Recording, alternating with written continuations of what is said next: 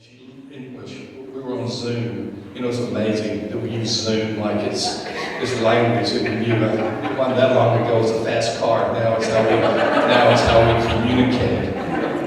And she looked at me through Zoom and she said, "I really think that this is our audience." And she was referring to Church Answers and the team that we have scattered throughout North America. I'm based in Nashville, but of our entire team, we only have 2 people in Nashville. As a matter of fact, my assistant Amy is in Richmond, and so we have them in Canada and North America, in the United States. And she looked at me over Zoom and she says, "I just think these are the people we serve." And I said, "You're right. If I have the opportunity to go and speak to pastors of rural churches, my prayer is, number 1, that God's Spirit will use me. And number 2, that you'll come away from this, not only with ideas and insights, but you will believe that you have heard something not through Rainer, but from God." And that is my prayer for all of you. And the heart of what you do is the heart of who we serve. I did, before I went to the world of seminary, into corporate world, served as pastor of 4 different churches. It's been a long time ago, so I don't pretend to be a recent pastor.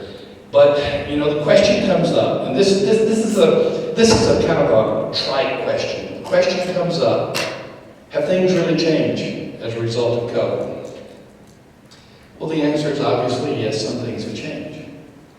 But the Word of God is still the Word of God. God is still the Father, Son, and Holy Spirit. He's still bringing men and women, boys and girls, to know His Son as Lord and Savior. Jesus is the only way, truth, and life. And the church, the local church, is still God's plan A, and there is no plan B. And you begin to look at what happened in the early church, beginning with the church of Jerusalem, in the book of Acts, and all the way to the 7 churches in Revelation, and all the letters in between. And you begin to understand this is God's plan. And it's just amazing how He uses us. 4 years ago, I made a commitment not to accept any Sunday engagements. I was gone a lot. I was not in church worshiping with my wife sitting next to me. And the opportunity arose for me to begin saying no to preaching engagements. Number 1, I have 3 sons, and my middle son said, "Dad, this is really no sacrifice on your part because you're not that good of a preacher." So that was the first indication. I call his name is Art, but I nicknamed him Barnabas. And then number 2, my youngest son was starting the church. And this was an opportunity for my wife and me at this stage of our lives to go and help start the church south of Nashville. And so, with few exceptions, mainly when I go to Florida to be at my oldest son's church, I am in the church. It's called Spring Hill, Tennessee, south of Nashville, the church of Spring Hill, every single Sunday. And I don't want to make myself sound like I'm this great servant, so please don't take this as boasting. I want you to hear just my heart. My roles in the church are, number 1, janitor. I get there at 7 o'clock in the morning, and my role is, with my wife and about 4 other people, to clean up the church. We clean the bathrooms, we take the trash out before anybody comes, because our church cannot afford to have outside people come in and clean. So that's one of the things we do. Then my next role is part of the welcoming team. You don't know me, but those who hear that, who do know me, think that it is incredibly ironic, because I am the classic introvert. I haven't even noticed being isolated during COVID. It's just normal for me. And for me to be on the welcome team is stretching me. To have a casual conversation with someone I may not know. Well, quite frankly, I would rather have an anesthetized molar removed than to do that.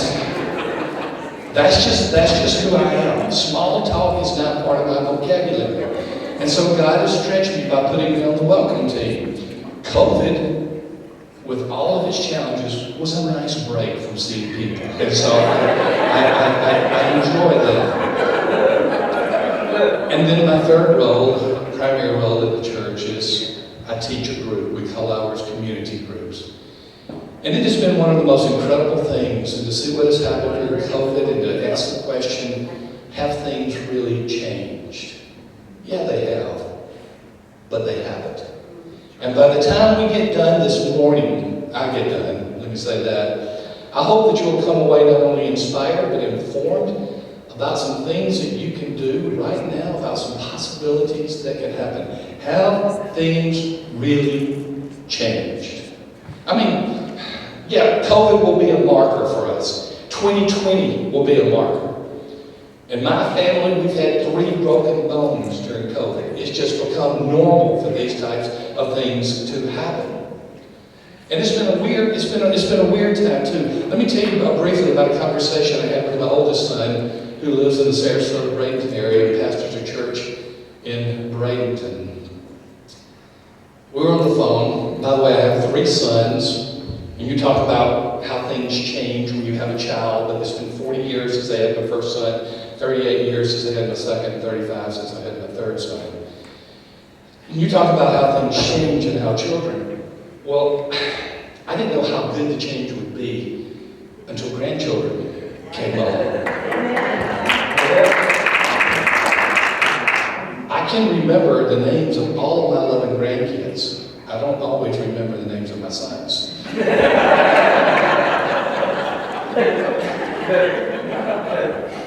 And the oldest is 11, so it gets really, really exciting in our house when 11 grandkids, 11 and under, are at our house. But I was on the phone with my oldest son not too long ago. He spends a good bit of time with me at Church Answers as well. And he said, by the way, the story will make no sense unless I tell you this.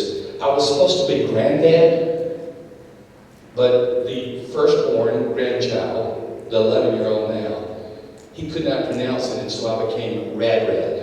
And I am now Rad. So that's part of the story. So I'm talking to my oldest son, and he says, "Dad, say hello to Journey. Journey, say hello to Rad." She gets on the phone. She says, "Hi, Rad." I said, "Hey, Journey, how are you doing?" I heard Sam say, "Tell her I love you. I love you, Red." I said, "Well, that's sweet." Sam got back on the phone. I said, "Sam, who is Journey?" He said, "Oh, I didn't mean to, I meant to tell you, we're getting another kid." I said, "You're getting another kid?" We have 10 biological kids, and Sam was the first one to adopt a kid, Dominic. And he said, Erin came over as a placement from the foster system. There was nowhere to put her back, and so we just decided we're going to keep her. I said, "Sam, this is not a store where you pick out kids." And so I have she's not a grandchild yet. The adoption process will just be beginning, and it can be long. But I guess I have 12 grandkids now. And the 12th one is named Journey. And I look forward to meeting her coming this Thanksgiving, because they'll actually be flying in next week before Thanksgiving. Things were a marker in 2020.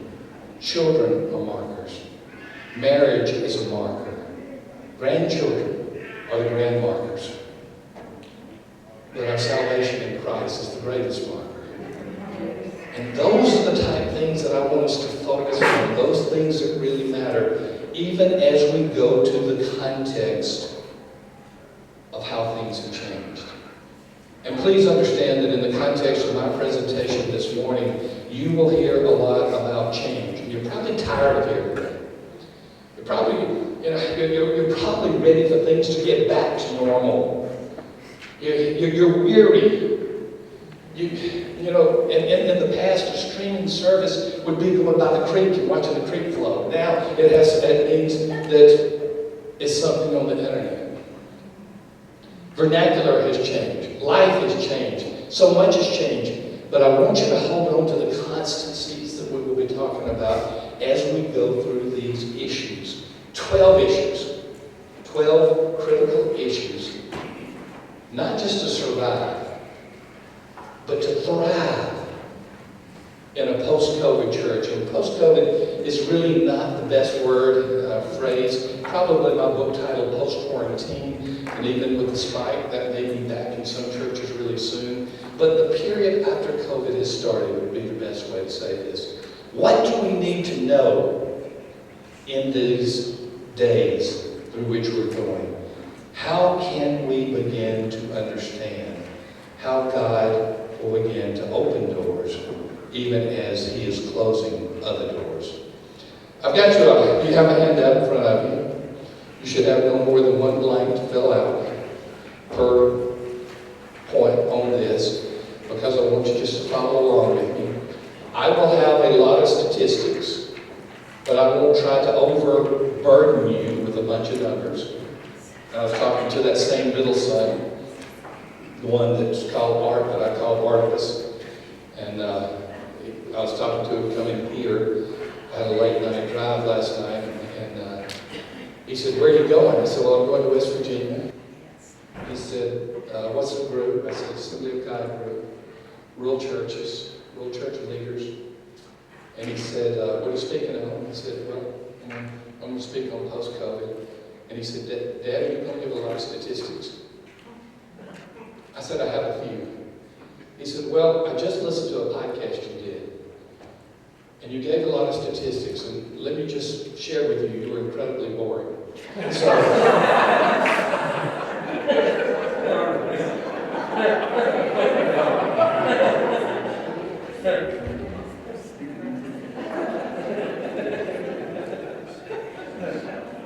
if we somehow could have skipped middle child and just gone from first to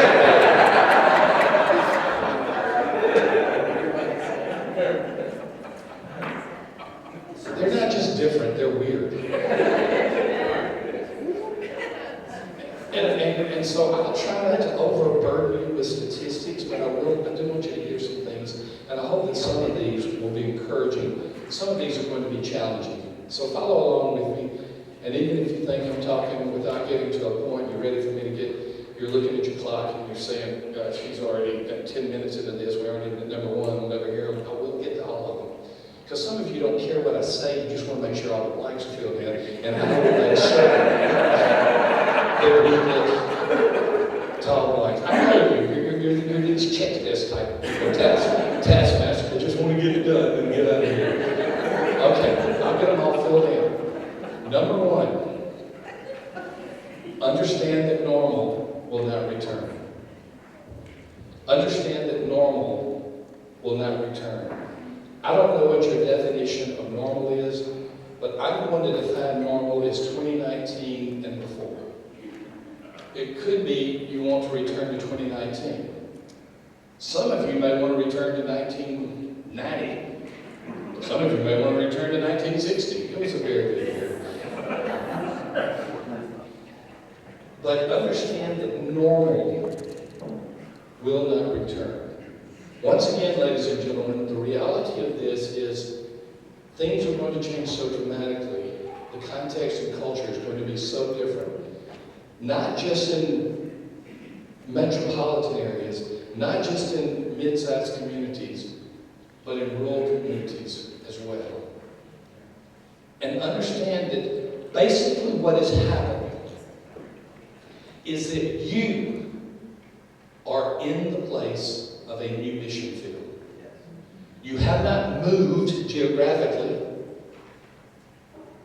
but the field in which you're serving has changed dramatically. Let me just give you one example. This is a statistic, so if you don't like statistics, just check your messages on your phone for just a minute, and I'll get through this pretty quickly. I'm going to give a round number. In 2010, 40% of churchgoers could be defined as cultural Christians. Okay, let me say that one more time. In 2010, 40% of active churchgoers could be defined as cultural Christians. Now, what is a cultural Christian? A cultural Christian is a person who is involved in a church because he or she thinks they should be because it's the culturally acceptable thing to do. I need to be in a church because I have a business. And if I'm not in a church, people may not do business with me. I need to be in a church because I'm in politics. I need votes. I need to be in a church because I'm in a neighborhood with many churchy people. I need to be in a church because I'm in a rural community where church values are really the main value. And these people, most of the time, are not even believers in Christ. I would not judge the heart, but I would just simply say many of them are not. But in 2010, 4 out of 10 people attended church. And by the way, we did the research by asking people questions that were directly related to their motivation for coming to church and asking clearly about their faith in Christ. And 4 out of 10 who were attending in 2010 were cultural Christians. As we're moving up to 2019, that number begins to decline precipitously. Now, with COVID, and for the churches that have regathered, the cultural Christian is all but gone from your churches. Now think about that for a moment. In 2010, and again, every church is different. These are median numbers. These are not necessarily your church, and you're welcome to say that your church is different. But in 2010, if you compare it to now, 2020, 4 out of 10 people who are attending no longer even feel compelled to attend your church anymore. And if you look at 2019 versus 2020, just 1 year, 2 out of 10 of those dropped out as well. 20% of those who are attending your church on the average in 2019 will not return at all. Now that's just one part of the reality. The cultural context is very simply this. Though we live in pockets of Bible-believing followers of Christ, the culture at large, not just West Virginia, not just rural, not just the other states from which you have come, but the culture at large has moved from Christian to post-Christian and is moving to anti-Christian. That is the context and that is the culture of which we find ourselves. COVID accelerated that reality. And you wake up, and I'll get to this in another point, but you wake up and all of a sudden, it's not the same world. Now we can have one of two attitudes. We can bemoan that things have changed so much. Or we can say, God, you trust me and my church enough to put me in this new mission field. What can I do as a new missionary? Fresh, potentially with a blank slate. What can I do to start over?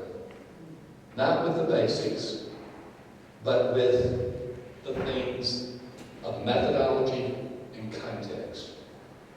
In the book of Acts, one of those moments were taking place in Acts 6. Dr. Luke, writing in his usual precise historical chronology, begins in verse 1 of Acts 6 by saying this: "But as the believers rapidly multiplied, there were rumblings of discontent. The Greek-speaking believers complained about the Hebrew-speaking believers because their widows were being discriminated against in the daily distribution of food." Of course, I don't need to exposit or exegete this passage for you. You know it well. The early church was serving widows food. There was not a governmental safety net. Many of the widows did not have family to whom they could turn. And so they began to depend upon the church. And there were two ethnic groups there. There were those of Jewish origin and those of Greek origin. And because the Jerusalem church had largely Jewish leadership and members, they were going to those widows who were of Jewish origin, not necessarily active neglect, but benign neglect of the Greeks. And the Greeks began to complain. Rightly so. Our widows aren't getting food. These are. When you look at this passage, there's so many ways with which scholars have dealt with it over the years. Let's just look at some of the others. So the 12 called a meeting of all believers and said, we apostles should spend our time teaching the Word of God, not running a food program. Wow. That sounds insensitive. We're not going to get the food to the widows. That's not what they were saying, of course. They were saying that if you expect the pastor and the leadership of the church to do it all, it ain't going to get done.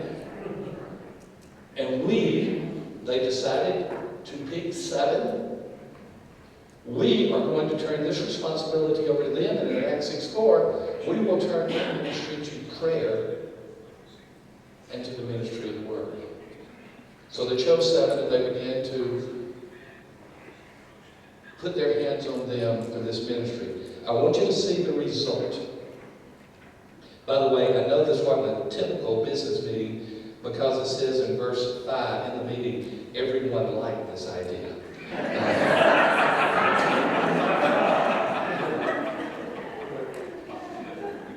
Where there's a unanimous meeting, it is obviously not a committee. So, they liked this idea. The 7 were presented to the apostles. They prayed for them as they laid their hands on them. I want you to see what happened. Acts 6:7 is paradigmatic. Number 1, so God's message continued to spread. This is one of those hinge moments in the book of Acts. It is where the door will come closed, or the door will go wide open. This is one of those hinge moments where the Holy Spirit said, I'm going to keep the door open. So the Word of God began to spread. Number 2, the number of believers greatly increased in Jerusalem. More people became followers of Christ. Number 3 in verse 7. And many of the Jewish priests were converted too. The impossible to reach were touched by God's Spirit, and they became followers of Christ. What happened? You say, well, they said they're going to equip the church members to do the work of ministry. That for certain is there. Some would suggest the 7 is the beginning of the diaconate because the word serve, the verb form there is the same in the noun for deacons. Might be a little bit of stretch, but okay, that could be there. But to me, the greater overarching meaning of this is that the church was in danger of being distracted from its main task. And in verse 7, we see that they got back to their main task. The church was about to be diverted in such a way that it was not going to continue. You remember the devotional ended that long ago? To scatter the seeds of God's Spirit to see the harvest. They continued to do that. And I'm going to come back to you before my time is over in the 2 sessions I have with you to talk about that. Whoa! To talk about, give me a hand for that. To talk about that. You know, I only get applause when I stumble. I guess I really am looking for it. So, I want to talk about that from a practical point of view when we get to the second session. I want you to just kind of hang on. But understand that normal will not return. It is not going to be normal. It is not going to be a new normal because the noun still stays. It is going to be a new reality. And for those of you who served in other cultural contexts, maybe out of North America, you know the reality that you have to begin to learn that context. And you have to ask for God's Spirit to empower you in the midst of that context. And you have to be willing and eager to go into that new mission field. Understand that the normal will not return. Critical issue number 2 is closely related. Prepare to live in 2024 today. Prepare to live in 2024 today. Our team has a research division, and as boring as it sounds, it can be very, very fascinating. And what we do is we are looking at trends. I often call them dots. And we try to connect the dots to see what is going on. Primarily churches in North America, though not limited, global church as well. But we're looking at those trends that are taking place, and we've been following them. We've been following attendance trends. We've been following conversion trends. We've been following church closure trends. We've been looking at all of the trends that we think may have some value of practical implementation and application for local church leaders. And here's what we saw. We saw a steady trend taking place. But now, in 2020, all the trends that we had projected were the same trends that were supposed to be lived out in 2024. You hear what I'm saying? We've been on warp speed 4 years forward. All the trends. If you're thinking that, oh my goodness, there are a lot of people now showing up, that may or may not be the case in your church. It's as if the dropouts that were going to drop out over 4 years dropped out all at once.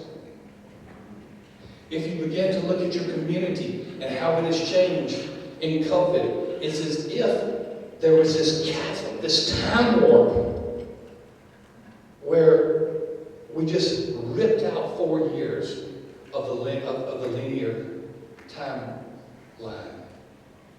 And we're now in 2024. And you know, change is fast enough as it is without it going on warp speed 4 times. And that's the reality of where we are right now. And the response for you is to be excited that God has put you in that mission field. Amen. To be ready to go into an opportunity. I call it the blank slate opportunity. A time to start fresh.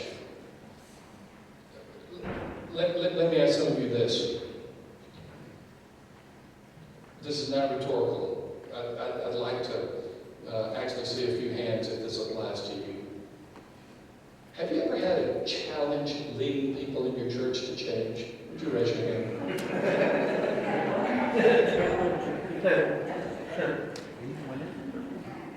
Yeah. Here's what we're finding. With exceptions, you still got some of the recalcitrant people.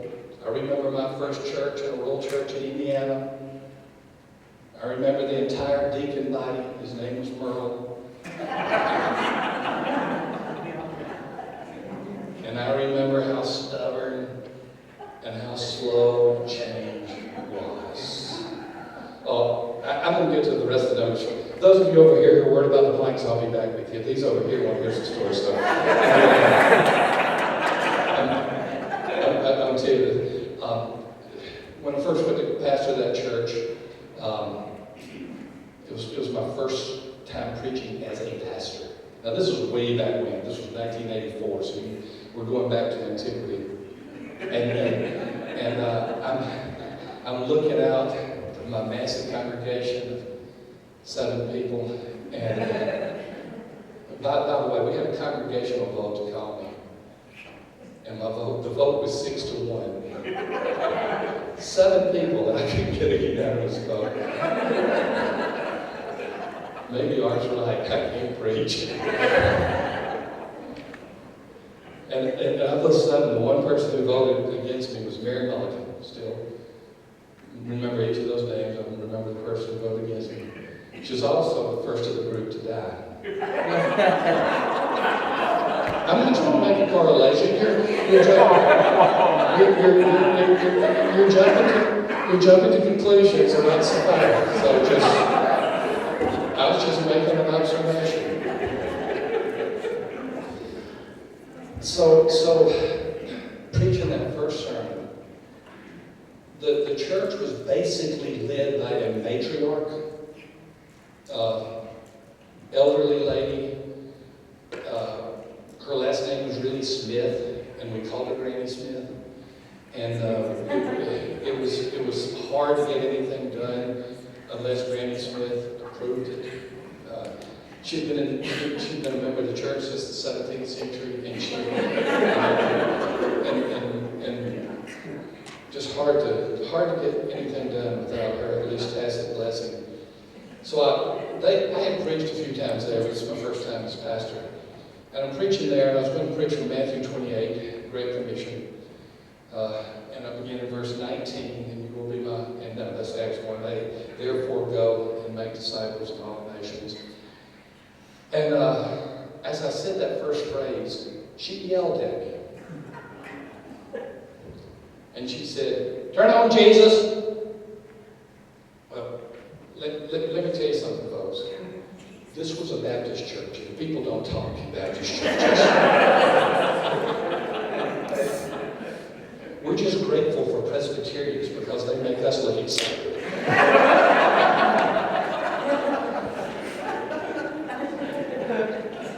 And I stopped because I didn't know what to do. So I tried to get back to the text, and I got to therefore, and I said, therefore.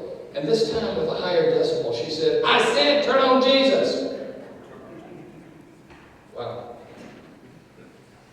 One more time, and as she could see my mouth beginning to open, she stood up and pointed at me. "I told you, young man," oh, wise young man, "I told you, young man, to turn on Jesus." I didn't know what to do. It was an amazing thing. All the leadership came on the podium next to me during this awkward moment. His name was Merle.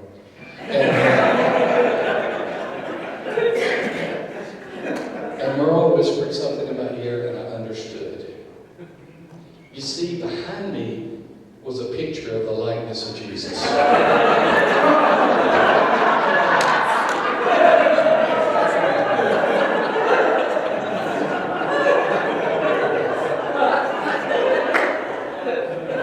It's my story. I wish I would let me finish it.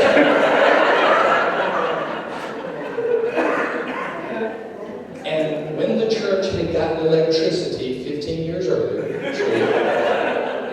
one of the things that they did was that they illuminated the picture of the likeness of Jesus. And it was tradition of that church that the pastor could not preach until he plugged it in and therefore turned on Jesus.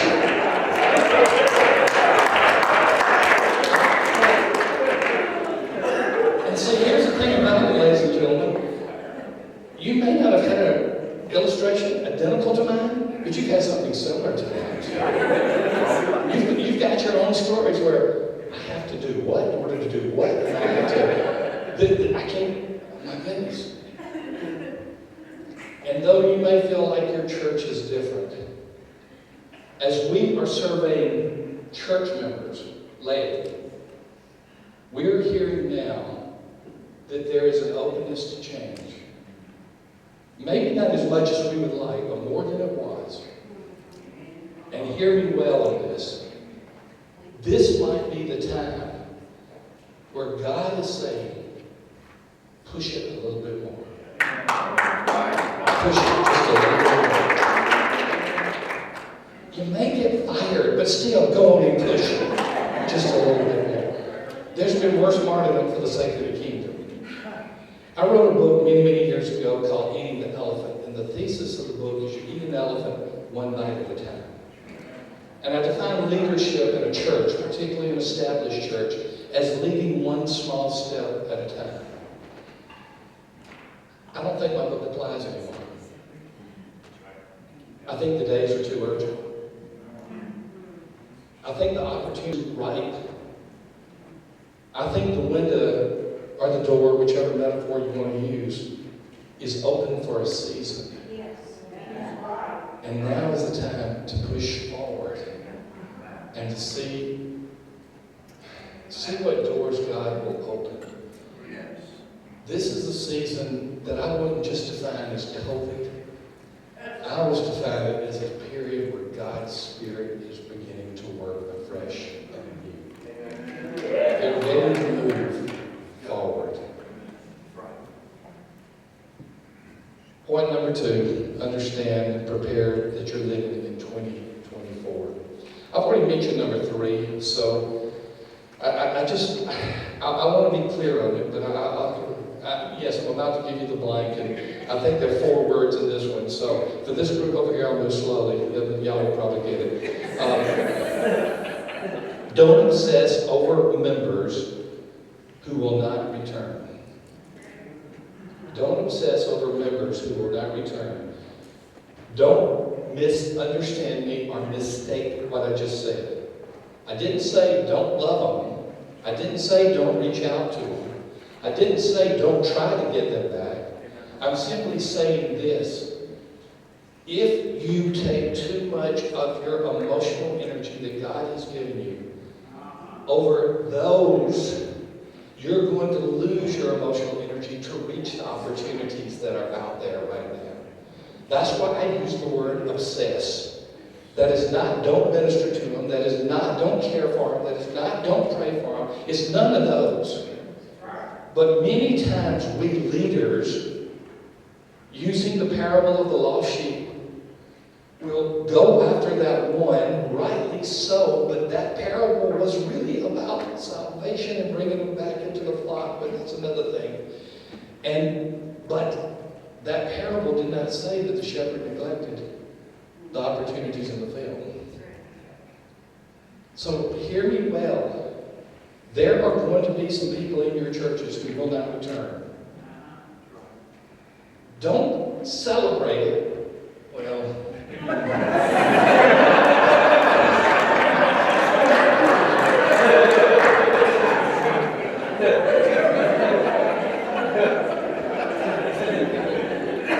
choose if you want to celebrate it. According to the leading of God's Spirit, choose.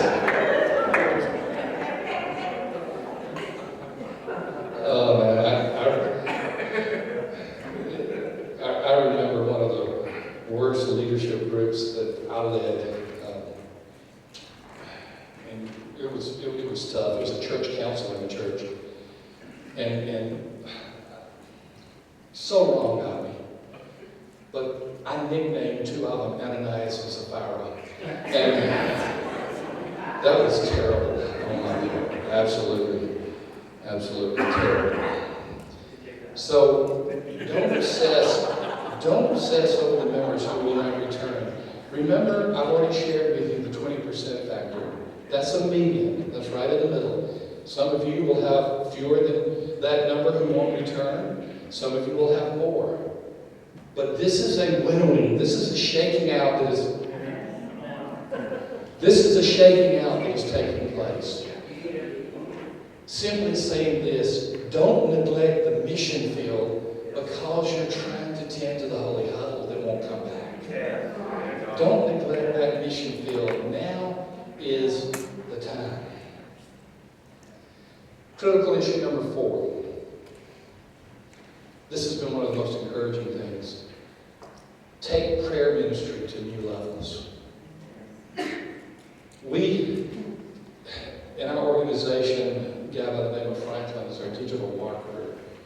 Godly man. He's not just about digital. He's not just about marketing. He loves people as godly as he can be. But he speaks in digital terms. And in a recent meeting, as he is looking at things in social media, as he's looking at things on the internet, which is his role, he mentioned in a meeting, he says, prayer is trending. And what he meant was, in the midst of all the nasty stuff that we see on social media, whether it's politics, personal, or pervasive, he's saying, I'm seeing a lot of prayer. And I'm seeing more people reach out and seek prayer. And he said, I'm seeing more churches get really serious about prayer. I want to use one of our resources as an example, and that is the sole way to do this, to stretch the imagination. But this is a resource that we've had for about 4 or 5 years, and it's called Pray and Go. And this is just one example of what is taking place. I want to tell you about Brandon. Brandon is a pastor in rural central Indiana. When he went to the church 7 years ago, the average attendance was around 40. and have been there for many, many years. It's fairly stable 40 in attendance. COVID came, and the attendance, of course, they went into streaming services for a while, for the first time in the history of that church. And when they regathered, they were maybe 30, maybe 75%, which is higher than most churches. Maybe 30 were coming back. And so he calls me up. Sometimes I am called a coach, which is just a fancy way of saying I work with pastors directly. All of my team does. And he said, Tom, I don't want to be idle. I don't want to just wait for normal. I want to do something right now. He said, he's already familiar with Pray and Go. He said, I'm going to try Pray and Go now. I said, wow, that's pretty fascinating. You're going to try a ministry that goes into the community and prays for people in COVID. He said, that's right. And I got to thinking about it. It might really work. Let me tell you how it works. And I'll use Brandon as an example. The way this ministry unfolds is you get a few people. You don't have to get many. It may only be 2. It could be 4. And you want people to go out in pairs. They may only do it once a month. I think he got 8 people. So basically he had 4 pairs that were going to go out. And they committed to do so once a month. And now when I say go out, what does that mean? They got in the cars and went to the different rural roads. And mapping out the entire area, they went to as many homes as they could. When they would stop, usually in the driveway or just on the side of the road, they would pray. And they would pray for the people in that home. They would not go to them. They would not talk to them. They would not encounter them. They would just pray for them. And then, before they left, wherever it was appropriate, where they thought that the people would pick it up, except in a mailbox, which can be illegal in some communities, they left a hanger. We call it a door hanger, but you can leave it anywhere. And the door hanger said, we prayed for you. We prayed for the people in your home. We are here to serve you. If there is anything that we can do, here's they had a text address where they could text them. And they had a dedicated email, prayer at whatever the church's name was. I don't remember the name of his church. And he said something happened. People began responding to us in the community. And even though the community, I think he said within a 5-mile radius, there were about 120 people. He said, we began to have more people connect with us through this prayer ministry than there were people in the community. And he said they would text the telephone number there and have a prayer request. We had someone ready to respond to them. If they wanted a phone call, we would call them. They emailed in on the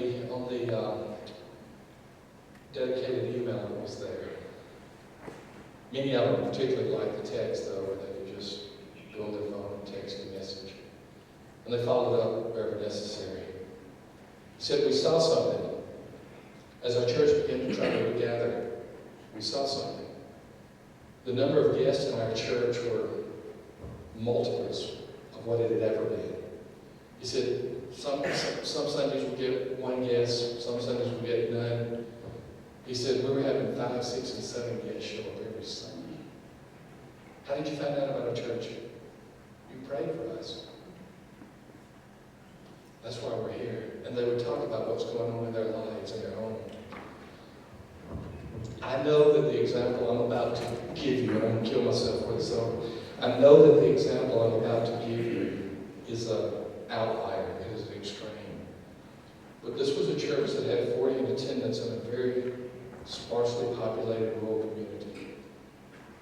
As of the last time I talked to Brandon 3 weeks ago, they had 120 gathered in attendance. That's absolutely impossible. That's 100% of the community, 5-mile radius, but more are coming in. That can't happen, folks, unless God decides He wants to happen. What did God say right after the ascension? Go to the room, wait, and pray. Of course, they were waiting on the Holy Spirit. Absolutely. But they were learning how important prayer is. And here's the thing. Oftentimes, we extricate prayer from how we do church. And so, prayer is a ministry for those with physical needs. Good. Are we praying that we are sowing the seeds in the community? Are we really being those instruments where God is said to pray for laborers in the harvest field? Are we praying and going? Are we coupling the Great Commission with the power of prayer?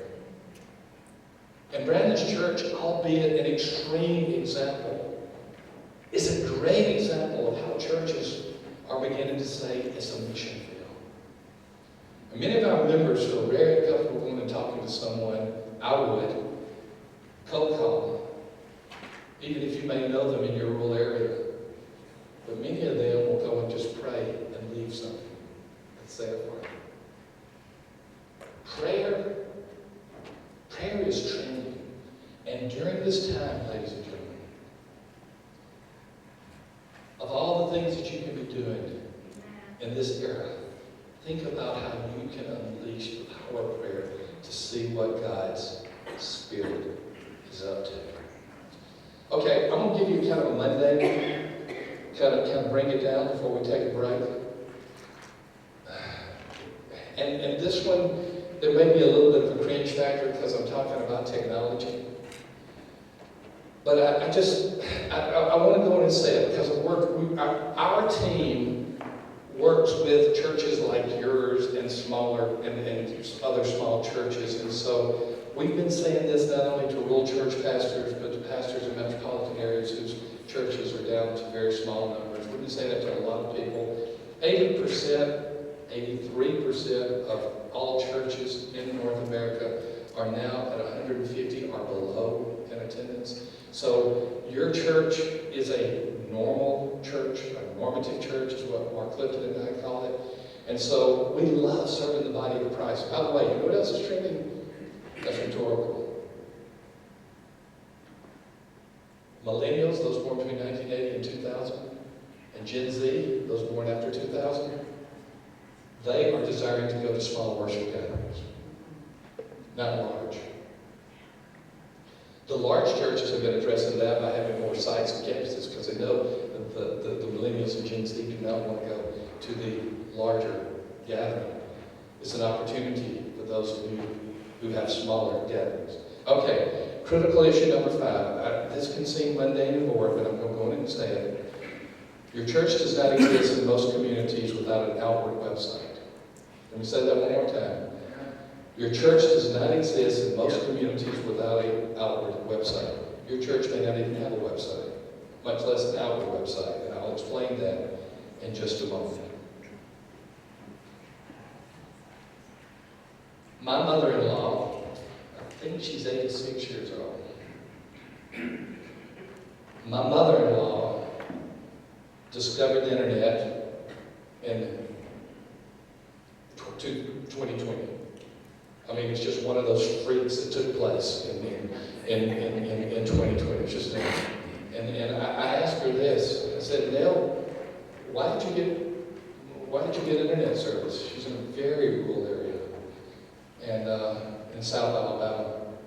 And she said, well, I learned I couldn't keep up with my family and friends because I was there. And I said, even your peers that are, I didn't want to say as old as you are. She said, yeah, even my peers. If you've resisted this, I just simply want to tell you this. First of all, the place where people who will potentially come to your church, the place where they're beginning is a website. It used to be invitation. I wish it were more personal invitation. But the place where they're beginning is a website. My son's church We started with zero financial support, and he grew. He led the church to growth simply by going into his neighborhood and inviting people to the church. But we had no funds to begin, or just mainly what I was giving and what a few families were giving. And he built this website. Now understand, I know he's a 35-year-old kid, for me, a kid. And so he understands technology a little bit. But he said, I said, Jess, that website looks good. Who designed it for you? I did. He said, I said, wow, it looks expensive. He said, $350 for everything. Design, build, hosting, everything. $350. One time, and then a month's host fee every month. I think he's paying $7 a month for it to be hosted. I know that he's a 35-year-old, but here's my point. If you don't have a website, it's basically like seeing our doors aren't open. That's right. Hear me well, because that's where people are going. It is more important than a sign. It's more important than a lot of things that you do. And so my role here is not to offend or to suggest that you're doing things wrong, but I'm saying, particularly with COVID, this has become more and more important. Now, let me just give you an example of what he built for $350. If you have internet service, you can go to church@sh.com. Church@sh.com. And you can evaluate this church@springhill.com. You can do church@springhill.com or church@sh.com. Either one. And you can look and see. I asked him how long it took him. He said, about an hour and a half. And he said, Dad, I think you can do it in 10 hours.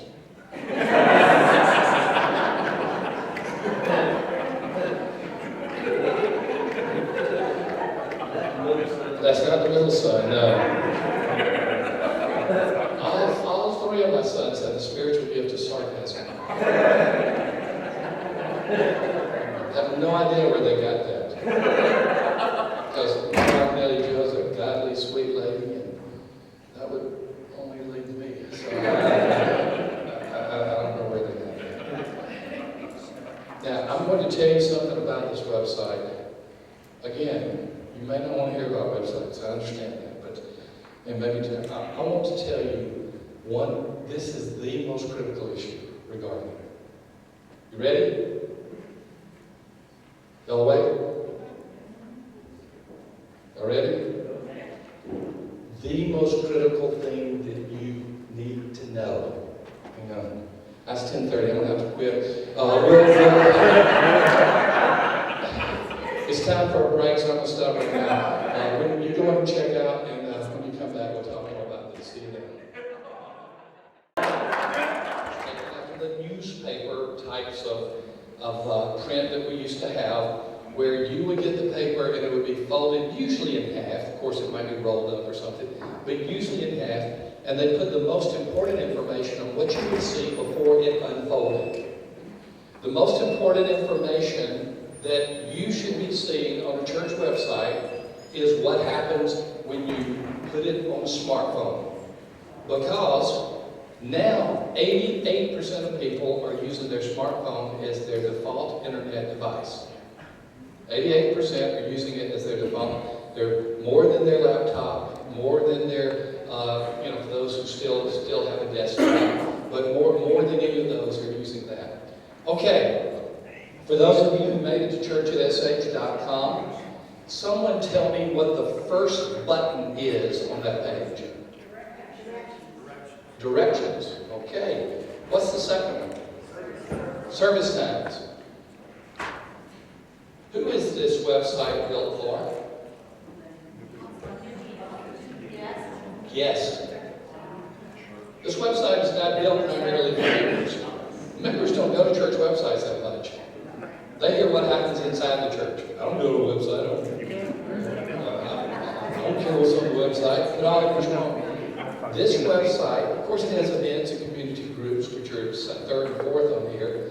And then even the sermon, you have to scroll down a little bit to see what did the woman drinks. That must be tomorrow, because I don't remember that sermon. So the woman drinks, it can't be Baptist. So all right, directions and service times. The two most important things, the most important things that you can have on your above the fold website is simply two things. Physical directions to the church and the times of the service. As a matter of fact, you can have a static website that you're not even changing. And if you have those two things, you're going to have a highly effective website. That's it. You can put sermons on there, events, community groups. He has a starting point class, different kinds of news, piece of land they're buying and all that. But above the fold, the first two buttons that you see, are directions and service times. What a guest wants to know is, what's your address and what time's the service going? And by the way, if you change the service times, it is always helpful to change your website as well. We did one time. And we added a second service before COVID. Someone showed up for the one service that was supposed to be at 10 o'clock, and there was no service going on at that time. There were 3 or 4. We forgot to change it on the website. Since that time, Jess has learned his lesson that the pastor's not supposed to do everything, so he has someone else volunteering to take care of the website, and it is a lot better. An outwardly focused website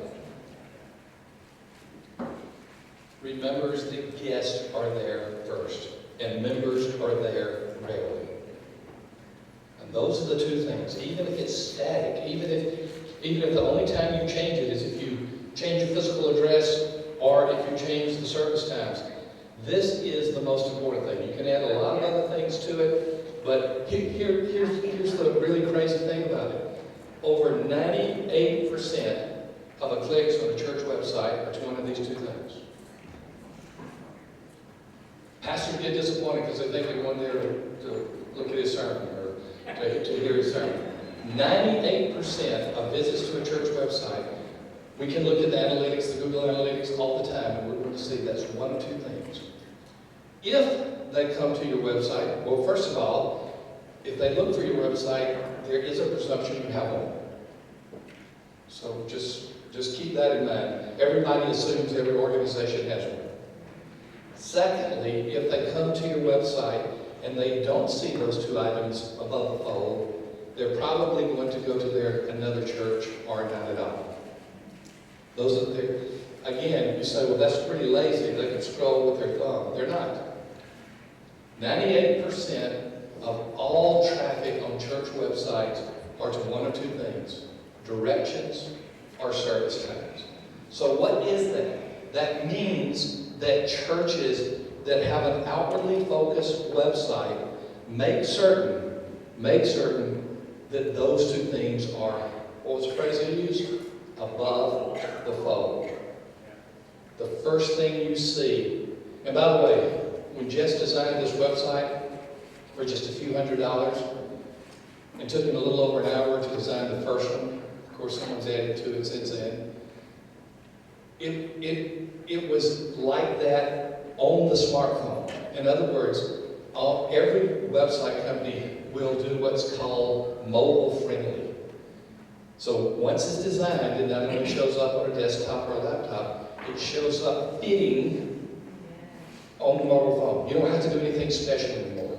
They are mobile friendly for just a few $100s. So just to give you that information, I'm not going to harp too much on this, but in this post-COVID world, this is one of the huge things that we need to know. All right, let's go to critical issue number 6. Critical issue number 6, make groups a priority. Make groups a priority.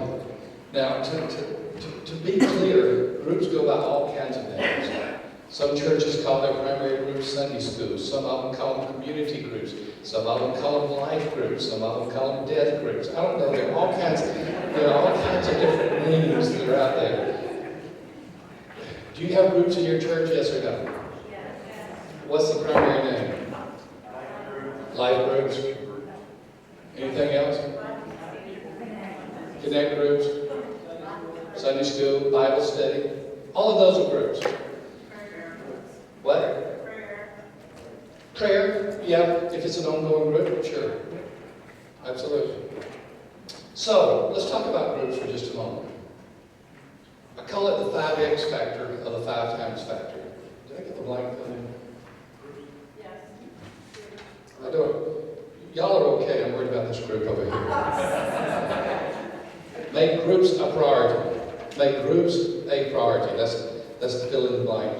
And if you didn't get the website, number 5, the blank was outward website. You got to remember, I have blanks. Okay, let's talk about the 5X factor, because this factor is critically important anytime, but even more so in this new reality in which we are living. We've been doing these studies, going all the way back to 1997. The fancy word that we use for it is longitudinal studies, which means we're following the same trends year after year after year. And the trends are staying consistent.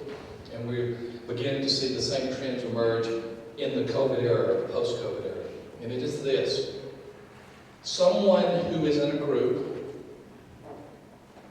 is 5 times more likely to stay with your church over the next 5 years than someone who attends worship only. All right, did you grasp that?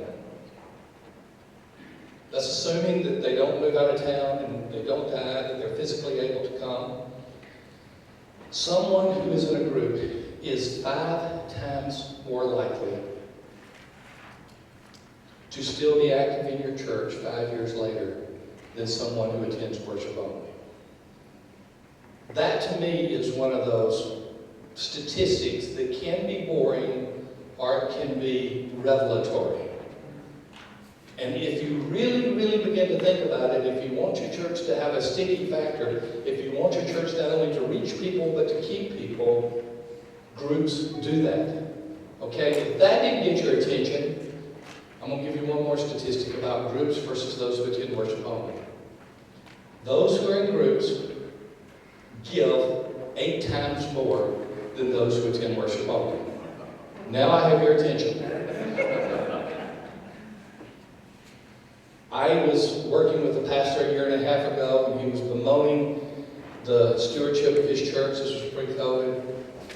And I just said, Charlie, what percent of your worship attendance is represented in groups?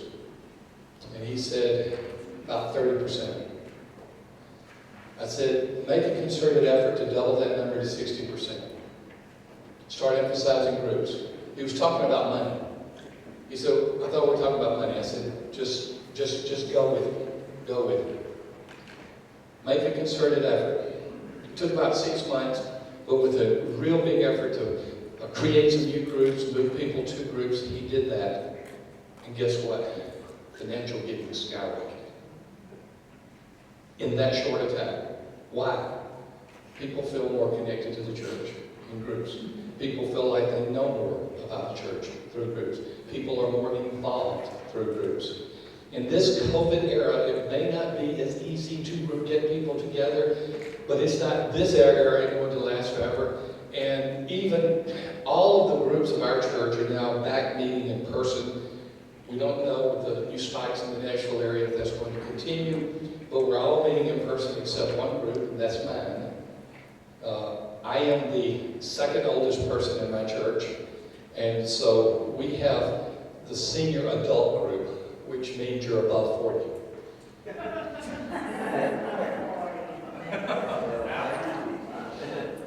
And so our group is the above 40 group. You can come otherwise.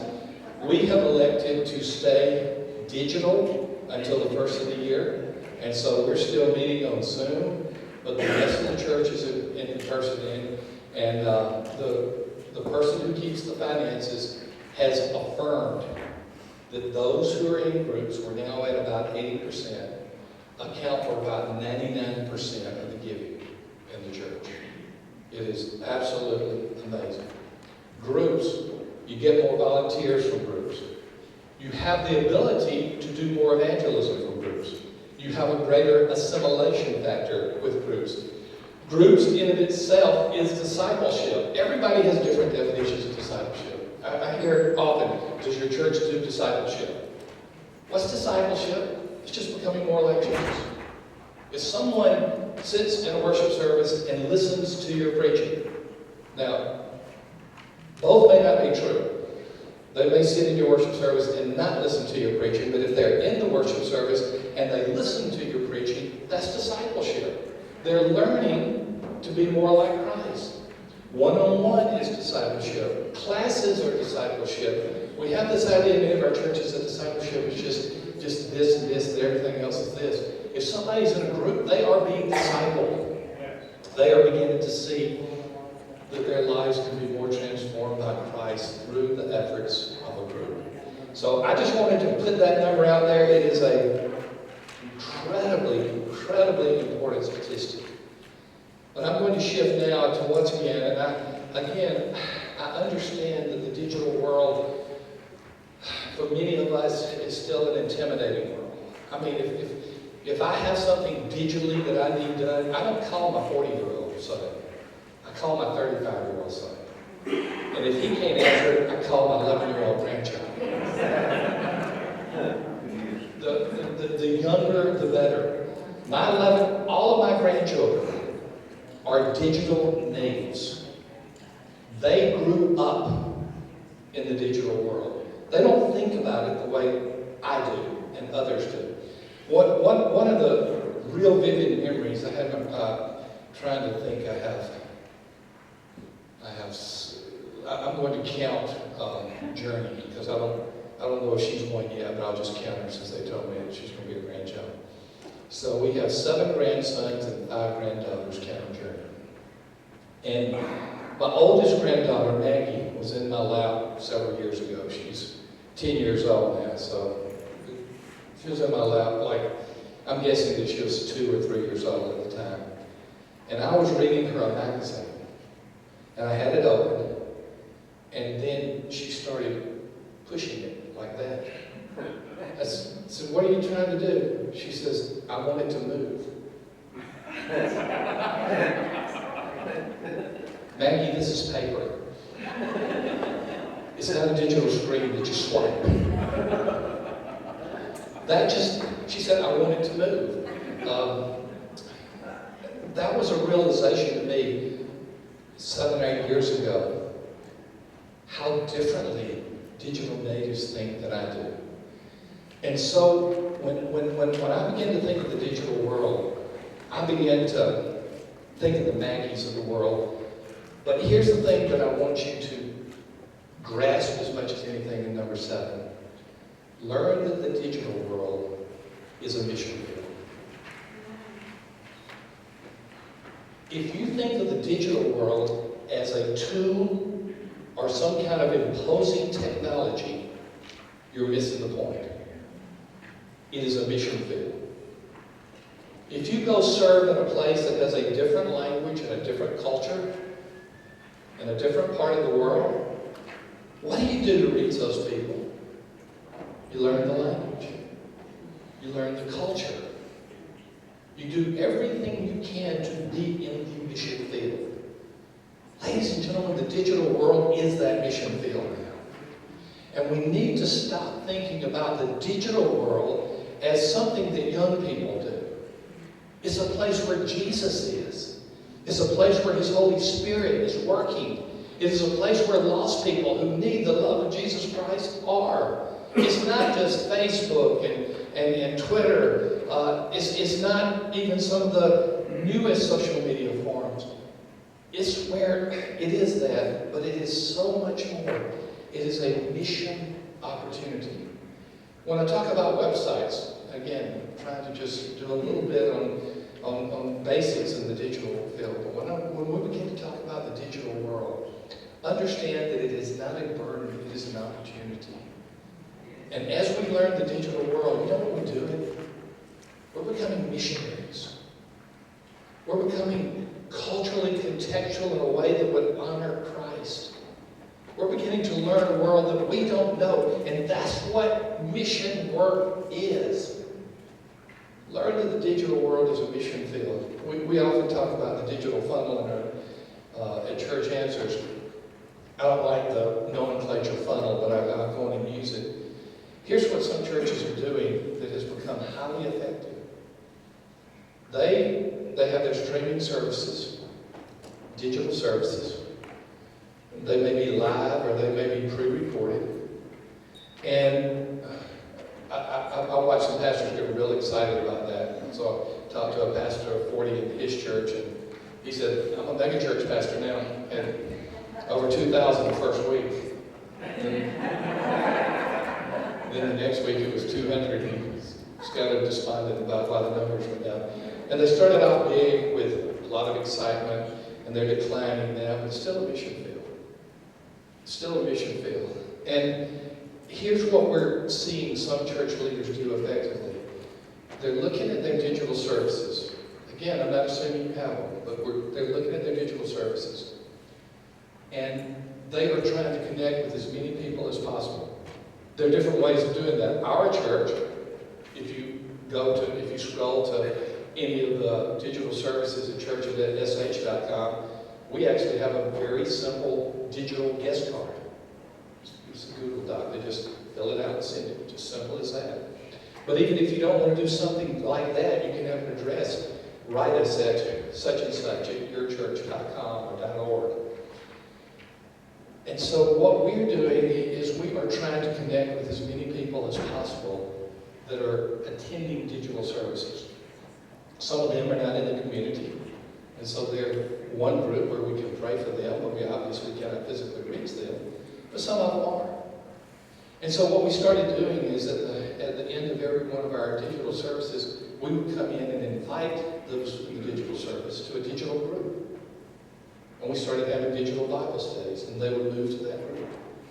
And now, this is what many church leaders are doing, they're moving them from the digital group to the in-person service. And they're beginning to see a flow of people. Digital worship services, digital Bible study groups, in-person services. You know, have you ever heard the phrase, we need more prospects for our church? Wow. This is one of the greatest ways to begin to find them. And it's really, really simple.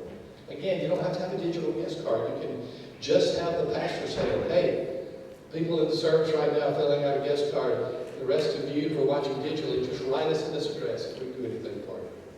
Just simple as that. We're seeing smaller churches really beginning to reach people in this COVID era just by seeing the digital world as a mission field. Critical issue number 8. In-person services will not go away. One of my good friends that does some of the things similar to I do is a guy by the name of Kerry Newhoff. Kerry and I have been connecting with pastors and churches for years and years. He's Canadian. Obviously, I am not. We have this difference of opinion. And Kerry has a right to be wrong, but we do have this difference of opinion. He firmly believes that churches are going to be primarily digital in the future. I firmly believe he's wrong. I love him, and he does the same for me, and this is a respectful disagreement.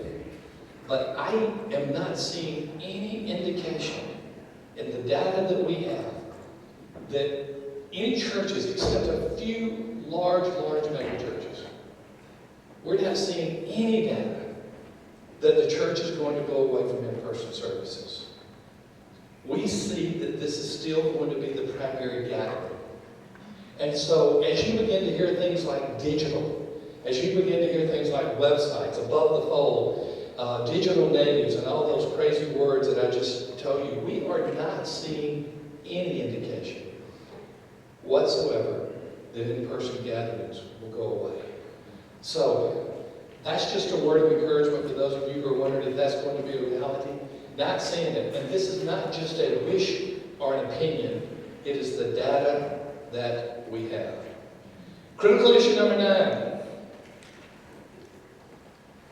The simple church becomes the healthy church. Some of our churches specialize in busyness instead of the business of God. We think that activity equals godliness. And so if it's not on the calendar, it can't be used of God. This is a blank slate opportunity. And this is the opportunity to ask the question, what do we need to do that we're currently not doing? And what do we need to stop doing that we have been doing? Sometimes it's harder to do the latter instead of the former. Sometimes you meet more resistance by stopping something than by starting something. But this is where what many churches are doing in this COVID era. They're asking the question, do we really need to be doing this? And I don't know what this is for your church, but it's time for an honest assessment. It's time to relook at the budget. It's time to relook at how we do ministry. It's time to relook at all the ministries we have and the activities. Church begin to focus on doing a few things well are already beginning to gather and gain help than those that are trying to do everything poorly like they were in the past. This is an opportunity to focus. Eric Geiger and I wrote a book many, many years ago called Simple Church. And it wasn't just about eliminating activities. It had a lot more to do with it. But one of the parts of Simple Church was, what can you eliminate? Now you have to be careful, obviously. There are obviously those areas that if you eliminate it, you might get eliminated in the process. You have to be careful. But what is it that you can do? And what is it that you can stop doing? As you begin to look at your blank slate, which I pray that you will in this COVID era, what are you doing to become a more simple church? I want to talk to you about another trend that is beginning to take place. And for those of you who are worried about the blanks being filled in before 11:30, I want you to know I'm on a good pace right now because we're going to take questions at 11:30. Prepare for the growth of church fostering, as well as church adoption. Obviously, those terms need explaining. We work with churches in three basic buckets. One is revitalization, which means to become healthier. Revitalize means to live more greatly or to live again. We work with churches in revitalization. We've been doing that for many years. We work with churches in adoption. Adoption has traditionally been called church replanting, church acquisition. It's where a healthy church assumes, used to be called acquires, a church is about to close its doors. And so they go in and keep the doors open by making it another site or another campus. This used to be something that you could only see in more populated areas. We're now seeing it significantly in rural areas as well, where one church says, okay, we're about to close the doors. Can you come and basically let us come into your family? I don't like the phrase, take it over, but you come into the family. Let me give you an example. Son Sam, the oldest son, is pastor of West Bradenton Church in Bradenton, Florida. This is not a rural church, it's a densely populated area, but the principle is still the same. Sam's church was approached by a church on the south side that had a very original name. It was called Southside Church. And they said, we're about to close the doors, can you help us? Well, I'm going to get to how they helped them in just a few minutes. But they did, but eventually the members of that church said, you know what, we just really feel like we belong to your church even though we're 4 miles away. We'd just like to become a part of West Bradenton. And over time and through the legal process of deeding the property and taking over the church or adopting the church, Southside is now a ministry outpost or a campus or a site of West Bradenton. I like the phrase adoption. My oldest son, Sam, actually coined that word. Since he has an adopted child among his 4, or maybe he has 2 among his 5, I don't know what day it is, he learned that adoption means we want you in our family. Acquisition means we're taking you over. Adoption means come into our family. Now, obviously, the adopting church is a church that is a controlling church. It is the remaining church. But adoption refers to the desire to have someone else in our family. And Sam coined that word, and it's really beginning to grow. They ended up adopting Southside. It was a church of 8. Now it's a church of about 70. Of those 70, about 10 came from Sam's church, which is now they're both the same church, just meeting in different places. That's adoption. Then something else started taking place, and it actually took place with Sam's church before the adoption. Southside said, "Can you help us?" Sam and the leadership team said, how can we help you? What are your immediate needs? We don't have a pastor. We need someone preaching on Sunday. Sam has an internship program, a mentoring program, and he had several, not just young men, but several people that were ready to go preach. And so he began to send a rotation of preachers there. So what else don't you have? We don't have a worship leader. So we don't know what they do have. So they didn't have anyone to lead the music, and so they still want someone for their music ministry. What else don't you have? What else do you need? We don't have any kids in the church. So they sent someone from the children's ministry to start doing backyard Bible studies, and they began to reach young families. That phase of what was going on, my son's church, West Bradenton, was not thinking about acquiring or adopting Southside. All they were doing was helping them. I am referring to that now. I coined it in the same line that Sam coined adoption. I coined that as church fostering. It is a healthier church helping a less healthy church. This, ladies and gentlemen, may be one of the fastest growing trends globally. This past week, I talked to pastors in 2 different countries in Africa. And though they have some of the same issues that we do with the pandemic, they say that they're seeing more and more fostering. It is where a healthier church, not healthy in the absolute sense, but a healthier church begins to help a less healthy church. It may or may not lead to adoption. Are y'all tracking with me on this? Over here. Okay. I know y'all are fine. Y'all okay over here? It may or may not lead to adoption, but it sure is a kingdom-type thing that is taking place. Now, let me give you the big warning on church fostering. If the fostering situation lasts more than a year, it usually gets unhealthy. It becomes, instead of fostering, it becomes dependency. And the church that has asked you to help, they're now depending upon you. And they haven't begun to step up and do some things themselves. So fostering by its very nature in church life is short-term. Let me just simply say this. This, as I speak to denominational leaders, network leaders, judicatory leaders, I'm saying you've got to begin to look at this, because this is a movement of God, of churches helping churches. And what could be more kingdom-minded than that? Churches beginning to help other churches. And guess what happens to the church that is doing the fostering? It becomes healthier too.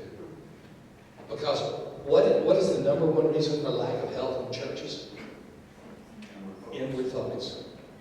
That's fights in the church. That's doing ministry for 3 people, me, myself, and I. It's where everything is focused just upon meeting my needs or preferences. Everything of an unhealthy church is about an inward focus. You want to see the church start getting healthier? Move it outwardly. Unity will increase, evangelism will increase, discipleship will increase, ministry will increase, and if you have any interest in it, money will increase as well. That's just incidental for those of you who've said amen multiple times when I talk about generosity. So think about this as a possibility. Think about this as a possible ministry for your church. Think about it, because it is a wave that is taking place, that I'm beginning to see take place at a pace that I never would have thought possible, even in, or maybe especially in, the COVID times that we are talking about. This next one is very, very simple, but it's still profound. And we have to unpack it just a little bit. Church members must see a way forward. Church members must see the way forward. Those of you who are here are primarily leaders in your church. Pastors, other roles, but you're primary leaders in your church. I don't want to say this is the number one thing, but it's one of the most important things. One of the most important things that you can do now is to be a bearer of hope in what seems to be a hopeless world. And it's sometimes difficult when you have them snippet at you about when do we attend, how many gather, what's our social distance, mask or no mask, and all of the issues that take place that are unique to a pandemic. And it can be extremely difficult at times. But what they are looking for is for you to be a purveyor of hope. I mentor 3 young men who happen to, well, young relative, who happen to be my sons. They're not the only ones I mentor, but it's an unofficial, unplanned, at least weekly telephone call. Usually, between the 3 sons, I have probably 7 or 8 phone calls between the 3 of them. And we just talk. Let me just give you a tragic example. 2 days ago, middle son, the typically sarcastic one, called, and he was crying. And he's not very emotional. And what had happened was one of his good friends in the neighborhood, kid had gone to a creek in the neighborhood, and there'd been a lot of rain. The creek was swelling, he fell in and he drowned. And the 11-year-old boy, Art, was there when they pulled him out of the water, and the dad was there. He was just crying over the loss of his friend, and particularly for the family who lost this 11-year-old. And so he just calls, and I was just there to listen for my son. And he said he was embarrassed to say that he needed help because he didn't lose a son. He's like me, he has 3 sons.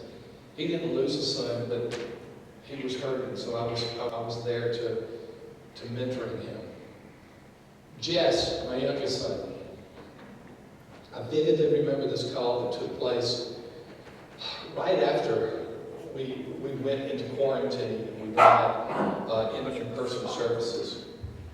He called me up and he said, "Dad, do you think I'm leading well in church? I mean, I'm there every single week. I usually attend the first 2 services, and as I'm leaving, he'll come up to me and break away from other people and say, do I need to change anything? I mean, I'll mentor him between the 2 services. And his mother will say, don't change anything, you're perfect. And then he'll say, all right, Dad, you tell me the truth, okay? And they call their mother their CEO, their Chief Encouragement Officer. And Jess actually said in a sermon last week, it's amazing because my mom has said every sermon I've ever preached is the best sermon she's ever heard. So I call my brothers up and say, my mom loves you more than they love you. So Jess calls me one day of the week. He said, do you think I'm leading my church well? I said, sure. And I'm honest. He's a good leader, not perfect. He knows his dad is not perfect. But he said, how do you think I'm doing in letting the people see a vision and move forward? I paused for a moment. Didn't say a word. And I was really thinking. He said, that's what I thought. He said, Dad, you don't know where we're going in the church a year or 2 from now, do you? Again, my silence said a lot to him.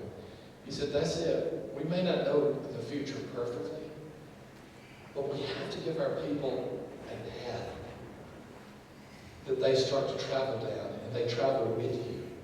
And you may change, you probably will change. But the church was designed to be looking forward. It was designed, the church was not designed to be, you will be in Jerusalem. It was the concentric circle of expansion, Jerusalem, Judea, Samaria, and to the ends of the earth. He said, Dad, I may not know exactly what the vision should be, but I've got to start somewhere. And so he did. And it's been amazing to watch it unfold. He's pivoted again and again. And during COVID, groups of 5 or 6 sometimes would gather in homes where they felt comfortable gathering. And during the quarantine, they actually watched the digital services together.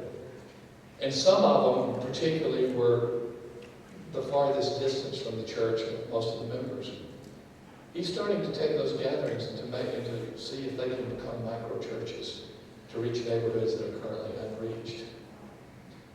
Brandon, I mentioned him earlier. He's doing the same thing in a rural community that is adjacent to him. He's beginning to start micro-churches. Not necessarily home churches, but smaller groups. And I know you're all in small churches by the very definition of who's here. But we're talking about different ones. That may not be your vision. But he's starting to cast that picture to the church. And he says, I don't know. It may be significantly different a year or 2 from now, but we're going to walk down this path until God tells us otherwise. What is the vision? What is the path that your church members see? You don't have to get it perfectly right, because guess what? You're not omniscient. God is. And you can say in all of your humility, folks, I don't know where we're going. We have to start somewhere. I know one church that just took the resource that I mentioned, pray and go. And they said, here's the vision. I think they were probably more densely populated in some areas you were. They said, we have 2,000 homes in our zip code. We're going to pray over every home in a year and a half. We're going to go to every home and we're going to pray over. The church has just begun to galvanize over that type of outward focus. And even though only a handful of people actually do the going, there's another handful of people that do the praying and respond to the prayer ministry. There's another person that all she does, I should say all she does, what she does is she keeps a map of where everybody's going. When people come in to the lobby, they see all the homes that have been prayed over. I know another church was able to do it digitally. I wouldn't know how. I had to ask my 11-year-old grandson. But they've begun to say, these are the homes that we've prayed over. People want to know, because the gospel has always been forward trajectory. People want to know what we are doing to move forward. One more, and then we'll finish. Church health grows commensurately with outward focus. You're beginning to see the theme. I call it the 80% possibility factor. So, I was talking to a pastor. Actually, he's a network leader in South Carolina, a network leader over African Methodist Episcopal churches. And he said, Tom, tell me just one hallelujah miracle story that is out there. I said, well, I was actually talking to another pastor in your state, South Carolina, whose church is near, just on the other side of the Intercoastal Waterway from Myrtle Beach. He said, I was talking to this pastor, and he said, Tom, what do I do? We are frozen in this COVID period. I said, well, let me ask you this. I want you to do this the next time we talk. I want you to get as much of this data before you as you can. I want you to just give a quick estimate of all the ministries in your church and how much time, people time, you think you spend in those in the course of a week, a typical week. So he got it together. It was an estimate. He talked, those who are involved in teaching, those who are involved in getting meals together, those who are involved in one thing after another. And we looked at it, and I added up the hours. He had already added them up. And I said, what percentage of these are ministry beyond your own church? And he added them up, and he said about 3%. 97% of all the activities in the church were for the church itself. Now, the church needs ministry. The church needs prayer. The members do not need to be neglected. But something is wrong when 97% of the church's time is spent on ourselves? I challenged him. I said, do everything you can to move this to 50%. He said, that's impossible. And I said, yeah, that's why God's going to do it. He hadn't gotten into 50% yet, but he's gotten into 30%. And the church, some are doing pray and go. Some are in community ministries like they have never been before. Some of them are in intercessory prayer ministries for those who don't know Christ, for the lost. And he said 30% of our time now is ministering beyond ourselves. And he said the church has taken on a new fervor and a new excitement. And that, ladies and gentlemen, is simply called the Great Commission. Go therefore.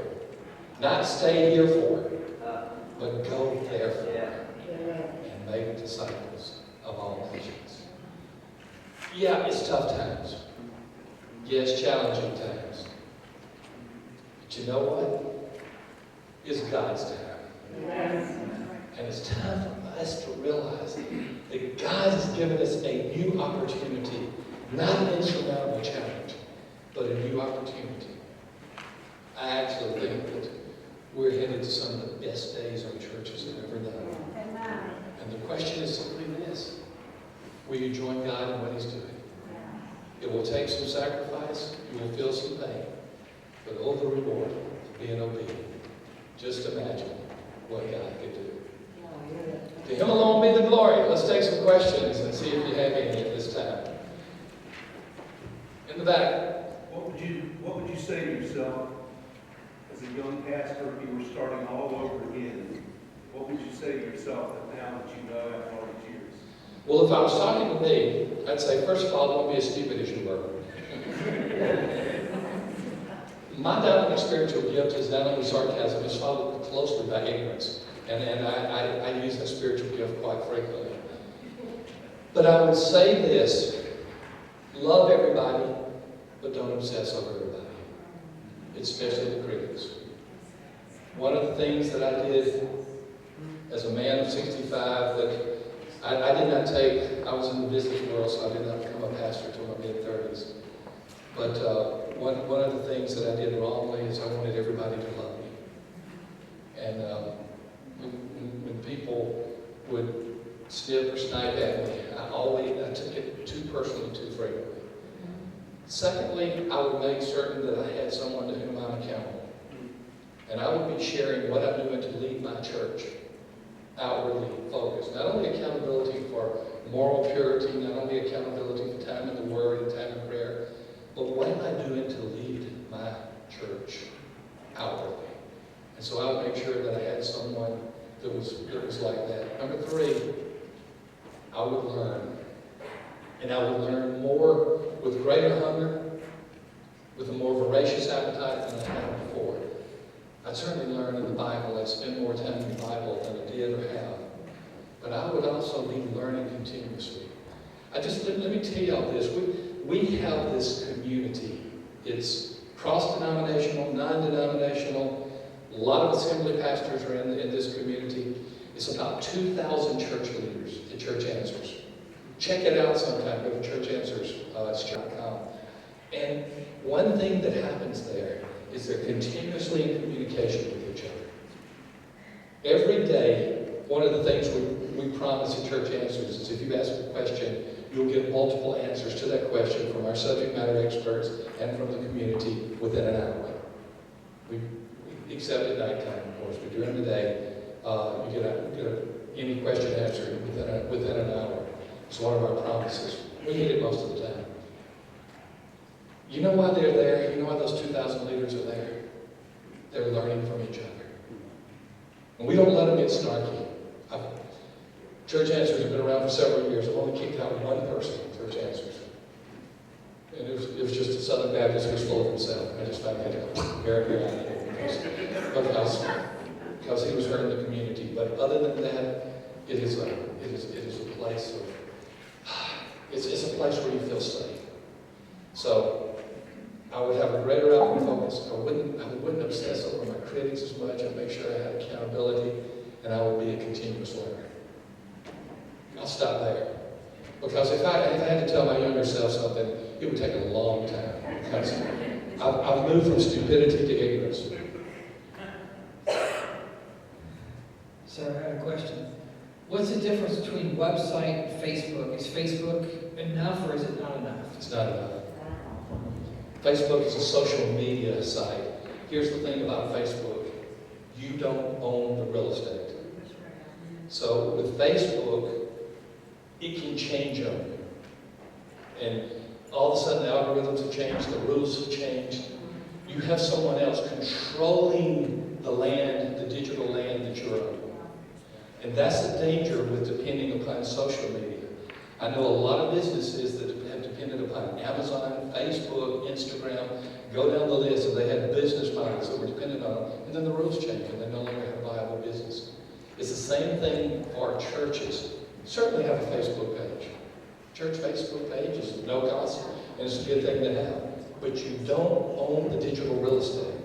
When you have your church at a unique URL, which is the digital address of your church, like church@sh.com or church@springhill.com, that's yours. You own it. You make up the rules, and only you change it. So, no, you gotta have a website. Yes, sir. Yes. Did you listen to me? What? Just wondering, did you listen to me? You're over there with those people. I just want Don't worry, I've been making sure they're paying attention. Okay, thank you.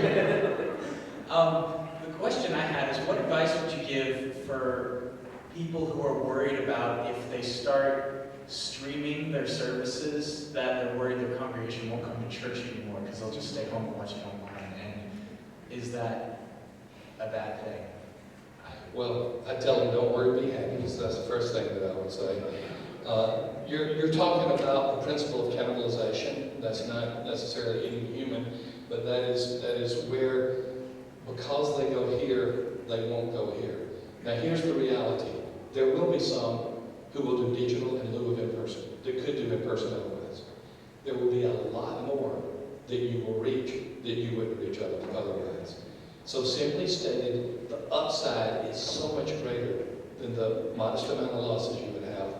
Go with it, because the digital world is pretty big, and it's going to be a lot more opportunity than the in-person world, even if you lose a few. Yeah, you might, but their commitment level is already modest because they would not come anyway. Those are the ones that don't most likely drop out of church even if they come in person. But digital shut-ins, people who've gone on vacation or out of town for some reason, you can reach a lot of people, and then you can reach a lot of people who don't know Christ through the digital world. Good question, even though you're over here. When it comes to church fostering adoption, Well, I wish I had your voice. when it comes to, there's a I lot was of looking people around thinking, wish that I didn't have this voice. God was speaking. I really didn't mean it. When it comes to adoption fostering situation, have you seen or heard experiences cross-denominational where it works? And what are some of the dangers that has? Well, the big danger is doctrinal, and you have what's called primary doctrine, secondary doctrine, and tertiary doctrine. Assemblies versus, say, Methodists have definite secondary and tertiary doctrinal differences. You have to ask the question, are the differences so significant that it will dissolve the unity of the church? And it's usually on the doctrinal side, not on the methodological side. Let me give you an example. My son, oldest son at Bradenton, is a Baptist. He was asked to be acquired by basically a church with a Church of Christ background. The doctrinal differences were significant, so much so that they could fellowship together, they could love one another, but because their doctrines were so significantly different on the secondary level, they made the decision that they could not come together in fostering or an adoption relationship. It can happen across denominational lines, but you got to ask the question, what are our beliefs as we do so? Do you include, it's kind of a two-part question, do you include your worship, praise and worship service in the live streaming or the pre-recorded video? Our church does. What if you were a newer church and you have bare minimum, or you have someone that had to leave, so you're kind of lacking on the number of musicians that you have, how would you feel about that? I feel, Same. no, I really don't. I was about to make a sarcastic comment. You don't deserve that. You do over here. She doesn't. It is actually very distracting to have a poorly mixed streaming service on there. Yes. Not just poor music, but poor streaming. Unless you have, and again, forgive me for going on a tech thing, because I'm not really a tech person, but if you don't have a good mix, a good mixer, and even if you have talented voices, they don't come across well streaming. And so it's not just the talent's gone, but sometimes you don't have the equipment to make them stream. And sometimes it's just best to stick with the preaching. I mean, I don't know. My understanding is the preaching is poor in your church, so you may need to look at that as well.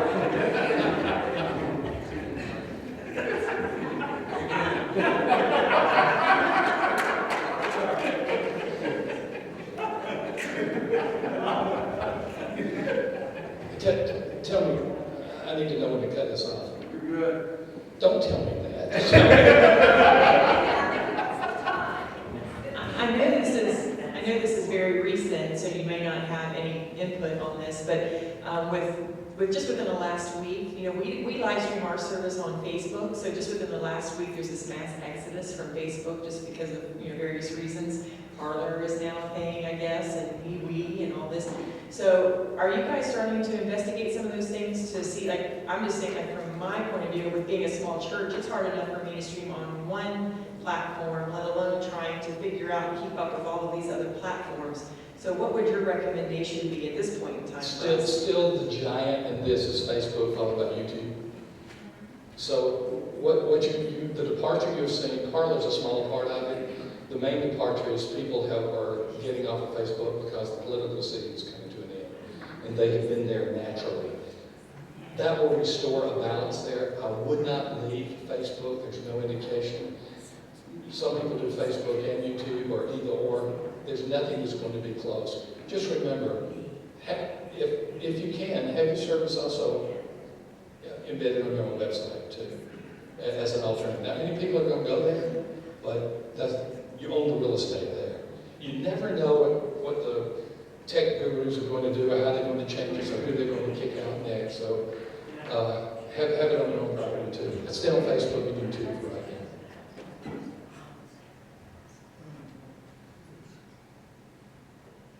I think we're about to. Oh, one more. Oh, it's this group.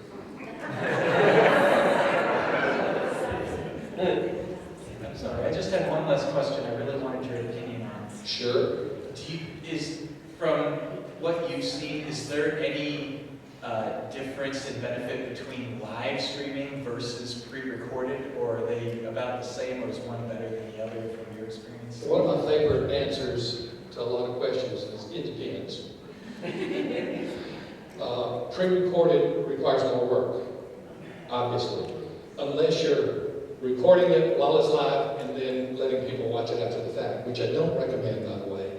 If they're going, the latest time they need to watch it is when it's live, okay? So you either have it pre-recorded before or you have it watching when it's live. So one of the disadvantages of the pre-recorded is if you do it well, it'll require more work. One of the disadvantages of having it live streaming continuously is quality issues, but I don't worry about those, because quality issues are going to happen live as well. I have one son that will do nothing, pastor, will do nothing but pre-recording. And I tell him in all love, he's an idiot, but he's convinced, and he wants the world to see something that's a little tighter than the worship service. And the mix is better. But there's no good or bad in that. One requires more work and can have a higher quality. One has more spontaneity allowed. But that's the reality of any live service.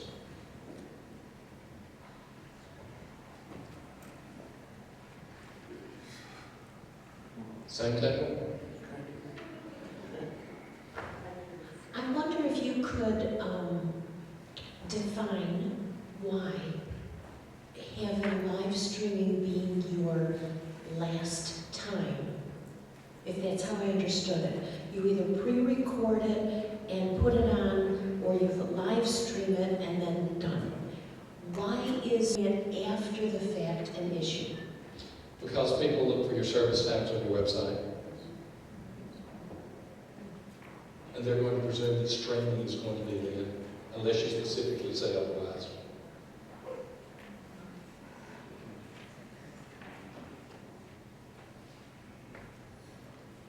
Yes?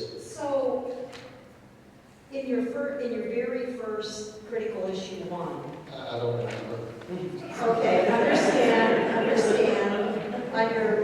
on the paper, understand that normal will not return. And I know that's kind of a trending comment that's been going around. I've heard it before, the new normal. But one thing that you mentioned is that it's not necessarily going to be a new normal, but a new reality. And could you just take a moment and expound? The new reality is a cultural phenomenon. The new reality is less Christian, okay?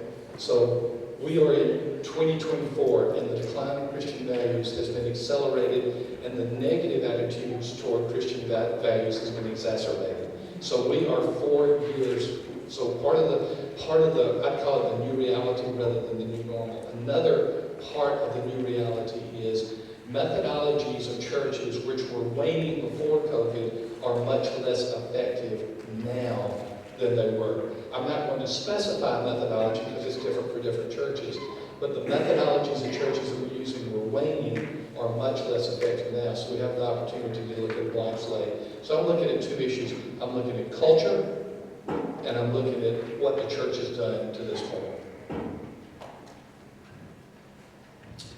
With the live streaming, especially with our world today with COVID and politics and the election and things like that, would you suggest to be overly sensitive about kind of putting a barrier on what you would say if you weren't live streaming? Like touchy subjects, whether you're talking about the presidential, election or COVID, when you go to express your opinion to your people, does that make sense? It makes sense. I tell most pastors use the same filters you would in person as you do online, because you're going to get in equal trouble in either place. Right.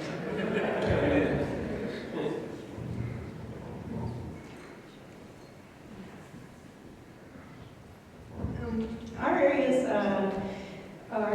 we have 2 small churches, and we have mainly children's ministry. So most of my kids they come and they were coming, and I'm probably a glorified babysitter for the gospel. But a lot of those kids aren't on Facebook or a website, and so when I visit them and stuff, their parents aren't Christians. And I'm trying to figure out a better way to reach out to them. I've written notes. I've tried different things. I don't know, should I start another platform maybe on TikTok or something? Oh my goodness, boom, like that. Or I don't know. Do you understand what I'm saying? I would need to ask the parents where the kids are getting their digital world right now. And our area isn't very good digitally either. Are they in school in person, or are they doing any digital work in school? They're supposed to be digital, but the school hasn't delivered their computers nor the site. We live near Green Bank, the biggest observatory in the country, and so the web service is pretty poor. Simple answer, not a good answer, but a simple answer. Do what you can do best for them and pray that as things begin to change, that I was thinking about doing a Go Pray for just for kids too. pray and go for kids. I like that. You can contextualize it.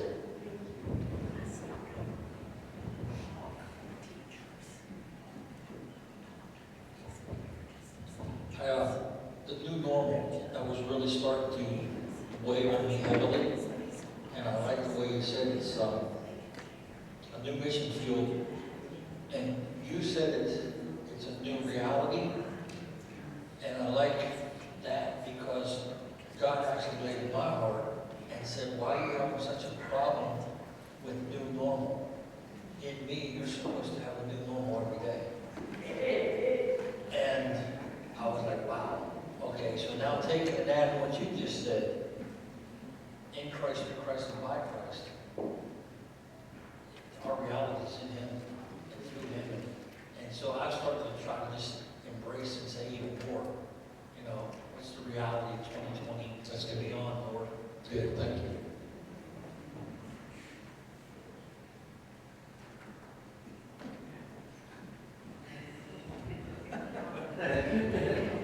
Just a quick question about leading change. How is leading change different today than it would have been pre-COVID? Go back to my earlier comment about eating an elephant. Incremental change used to be acceptable in a church. Very small bites. So if you were talking to a traditional church now, trying to get them to move forward, what would be the approach? Just more aggressive? More visionary, out of their comfort zone, probably to the point that they're going to put you out of your own comfort zone more than usual. The gospel is at stake, and I don't mean to be trite on this, but the pace where we were, I mean, I can hear the Jerusalem church say, oh, you know what, we're going to take things real easy, you know, just one bite at a time. You know, they said, no, we've got to get out there, even if we die doing so. That's where I feel like we're going right now. I hope you don't die doing so. My question is, with the church drifting to an online format, how do you develop those individuals' giftings, and how do you help them to complete their work when they're not plugged into the physical body? So how do you get them plugged into the physical body if they're not coming to services and attending church? Because that's one of my biggest concerns with this online church that's flying under the radar. Because when we started online, our numbers went up. And we have people attending online that they're not gracing the doors of the church. So I'm not, as a pastor, able to see what their giftings are, where we can plug them into the body, and where they can use those giftings to complete the work that God ordained for them in advance to do. So they're just out there flying under the radar. And I think they like not being able to, not having to engage and not having to serve. But you got to be connected to the body. You have to. So how do you go about doing that with this online people? I'll go back to an earlier statement I made. First of all, you're not going to engage everybody digitally. That's the nature of a mission field. You're not going to reach everybody to come to your church. So that's one reality. Second reality is the process that I talked about earlier, getting those people who are digitally, as many as possible, into a digital Bible study where, for example, if they're on Zoom, you begin to see faces. That is the greater likelihood then to funnel them into the gathered church. You will remain frustrated if you try to assimilate digital people out in the digital world. That's your mission field. You're trying to move them as much as possible to the gathered field where you can know them better. Will you do that through online Bible studies? That is one way to do it, because you then begin to identify them. Yes, sir. Where I live, the area where I live, we pastor a small rural church, but the area around us, we are in the fastest growing county in the state of West Virginia. So we're seeing a lot of people, but we have a church that's, the age is advanced, and we've been doing some outreach, and we're starting to see people come in. But what should be our mindset in that, given that parameters, that the area around us is exploding, and it's kind of exploded around the people that's been going to our church for many years. But we're in a rural area, but I mean, we're 10 minutes from the biggest growing suburban area in West Virginia. If you're willing to think outside the box, plant in that area, because basically what you have is a rural, contextual, maybe a little bit slower pace than the fast growth suburban. And so the context would be best if, even if it's a few people meeting, I don't know if home is the best because there are liability issues, but meeting together that would be more contextually like the growth of the community. And so basically you would have two different sites. That's thinking outside the box. But if I were working with the pastor, I'd say that might be a way that you can start reaching those. Actually, to have two sites, one church.